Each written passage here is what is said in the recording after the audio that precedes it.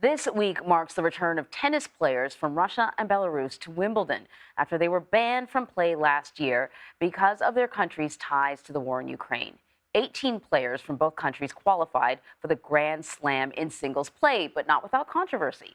So joining us now to talk a little bit more about this is Jules Boykoff. He's an author and professor of political science at Pacific University. He's also a former Olympic soccer player.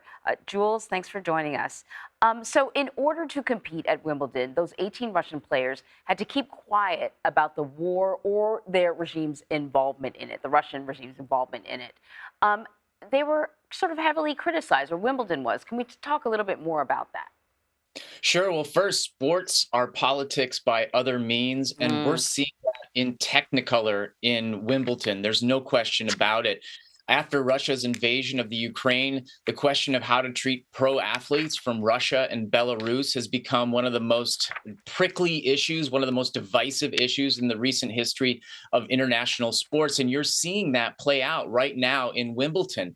We're reading about frosty responses that many of the athletes from Russia are receiving in the locker rooms. We've seen booing, as we saw yesterday, when Elena Svitolina of Ukraine defeated Victoria Azarenka of Belarus.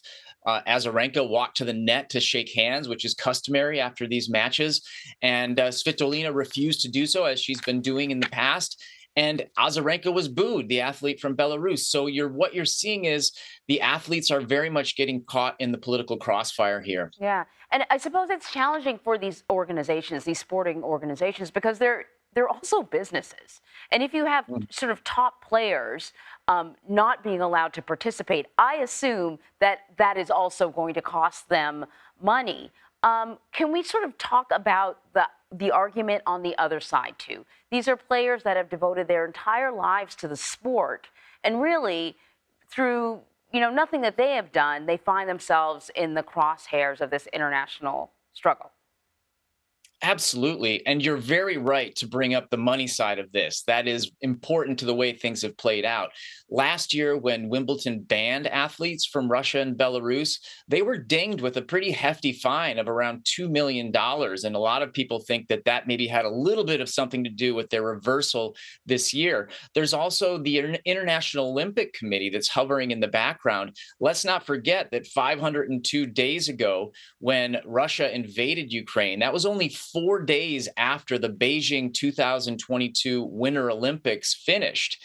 And the International Olympic Committee was furious about this. They were outspoken. But since then, they've very much softened their stance. And not unlike Wimbledon, they're trying to figure out ways pretty desperately of getting athletes from Russia and Belarus to participate. Now, these athletes from Russia and Belarus come from a wide array of backgrounds. Some of them have actually been quite outspoken against the war, which is an incredibly courageous thing to do, and puts their lives and maybe their families' lives in danger. And so you really have to feel for these athletes that are pinched in the middle of this very difficult and complex situation. Yeah, the Paris Olympics, I think, it's in a particularly interesting spot because it doesn't happen until next year. So, who knows, the war could be over next year, right? But what is happening now are qualifying tournaments that would allow these Russian and Belarusian athletes to move forward. And the pressure, as I understand it, better than me, is to have these qualifying tournaments not allow them to compete.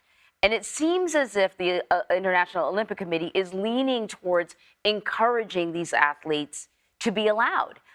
It's complicated.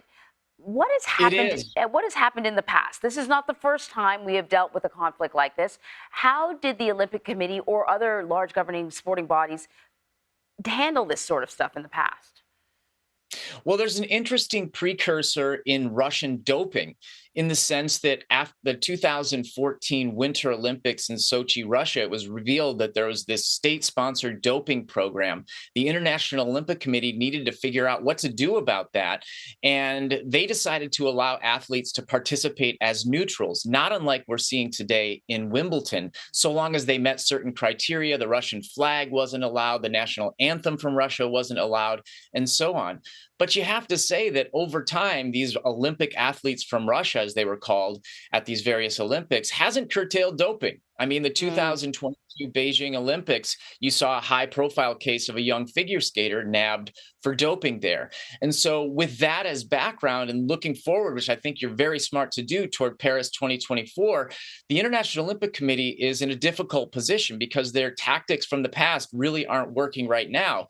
But let's not forget, Russia is a really serious and important, powerful country inside of the Olympic movement, and the International Olympic Committee is not keen to exclude them.